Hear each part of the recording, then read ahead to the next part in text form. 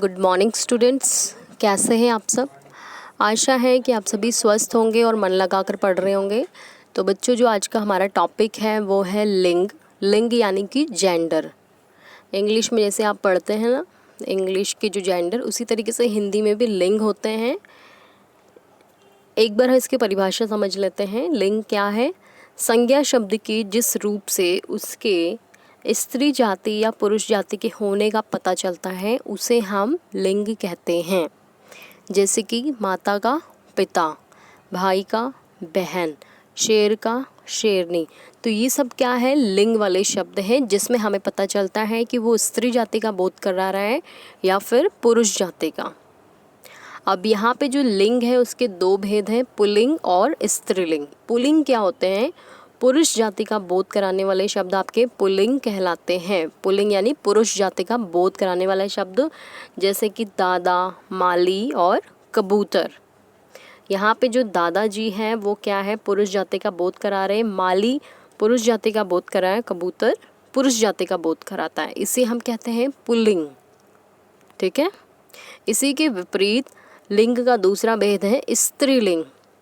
स्त्री जाति का बोध कराने वाले जो शब्द होते हैं वो स्त्रीलिंग कहलाते हैं, जैसे दादी, मालिन और कबूतरी। तो जैसे कि आपने अभी देखा है कि जो पुल्लिंग थे उसमें दादा थे, तो दादा का बन गया दादी, माली का बन गया मालिन, कबूतर का बन गया कबूतरी। तो ये जो शब्द हैं आपके, ये कहलाते हैं लिंग। कुछ उदाहरण देखिए लिंग के। पुल्लिंग से स्त्रीलिंग बनने वाले शब्द हैं ये। पुल्लिंग है आपका मोर, स्त्रीलिंग होगा मोरनी।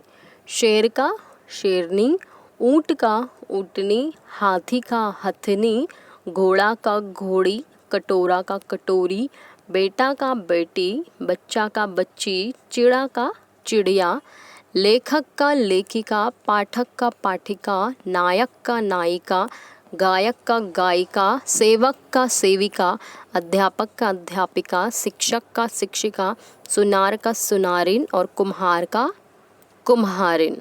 तो ये थे आपके पुल्लिंग से स्त्रीलिंग बनने वाले शब्द। कुछ और उदाहरण भी है। देवर का देवरानी, जेठ का जेठरानी कह लीजिए या फिर जेठानी, सेम बात है। सेठ का सेठरानी या फिर सेठानी, सेम बात है। अध्यापक का अध्यापिका, संपादक का संपादिका, पत्र का पत्रिका, अभिनेता का अभिनेत्री, रचयिता का रचयित्री, विधाता का विधात्री, वक्ता का वक्त्री। वक्ता वो होता है जो बोलता है, यानी अगर कोई भाषण बोल रहा है, कविता बोल रहा है या फिर कुछ आपको बोल रहा है कुछ भी, तो वो कहलाता है वक्ता, यानी कि बोलने वाला।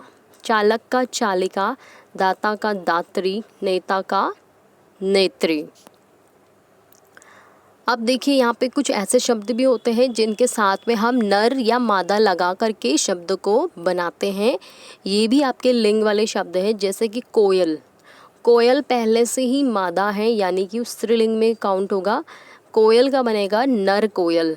चील का नर चील, मकड़ी का नर मकड़ी, भेड़ का नर भेड़। उसी तरीके से कुछ शब्द हैं जो पहले से आपके नर में हैं, यानी पुल्लिंग में हैं, इसको हमने स्त्रीलिंग में बदलना है। जैसे तोता का मादा तोता, खरगोश का मादा खरगोश, मच्छर का मादा मच्छर, जिराफ का मादा जिराफ।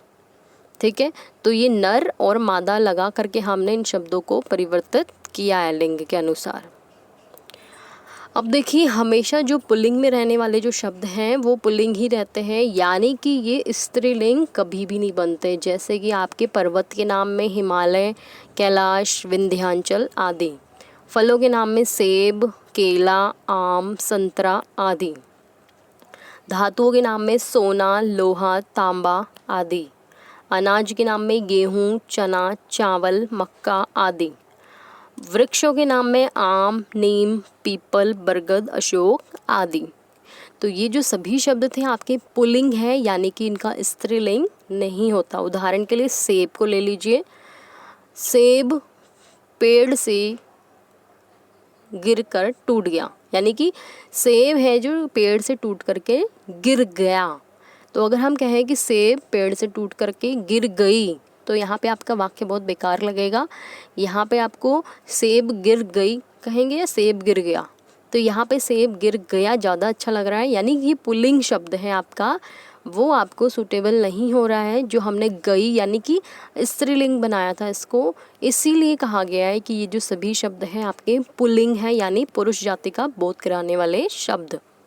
इसी के विपरीत है आपका स्त्रीलिंग। हमेशा स्त्रीलिंग रहने वाले जो शब्द हैं ये कभी भी पुल्लिंग नहीं बनते। जैसे नदियों के नाम में गंगा, यमुना, सरस्वती, नर्मदा आदि।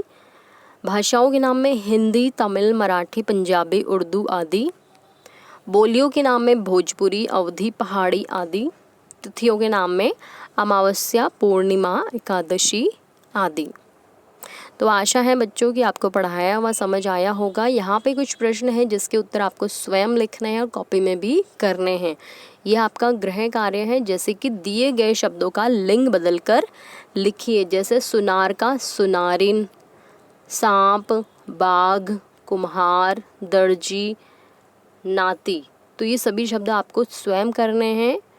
अगली कक्षा में मिलेंगे हम नए टॉपिक के साथ। तब तक के लिए धन्यवाद।